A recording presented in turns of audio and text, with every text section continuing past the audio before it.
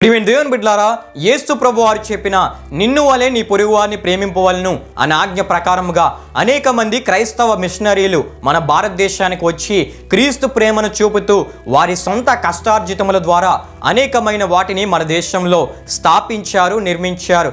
అవేమిటంటే వందల వేల సంఖ్యలో స్కూల్స్, హాస్టల్స్, కాలేజీలు, ప్రాథమిక పాఠశాలలు, టెక్నికల్ విద్యా సంస్థలు, టీచర్ ట్రైనింగ్ విద్యా సంస్థలు, హాస్టల్స్, అదేవిధంగా ప్రథమ చికిత్స వైద్య కేంద్రాలు, కుష్ఠరోగులకు చికిత్స కేంద్రాలు, అనాథ శరణాలయాలు, అంతేకాకుండా మోగ, చెవిటి, గ్రుడ్డి వారికి సహాయక కేంద్రాలు, అంతేకాకుండా ఇండస్ట్రియల్ కేంద్రాలు, ఇటువంటివి అనేకమైన వాటిని వారు మన దేశంలో స్థాపించారు, నిర్మించారు. ప్రియమైన దేవుని బిడ్డలారా, అవి నేటికి నడిపించబడుచు అనేకులకు మేలుకరంగా ఉన్నాయి. కనుక ప్రియమైన దేవుని బిడ్డలారా, మనము కూడా క్రీస్తు ఇచ్చిన ఆజ్ఞ ప్రకారంగా మన పొరుగు వారిని ప్రేమించి క్రీస్తుచే మెండైన దీవెనలు పొందుకుందాం.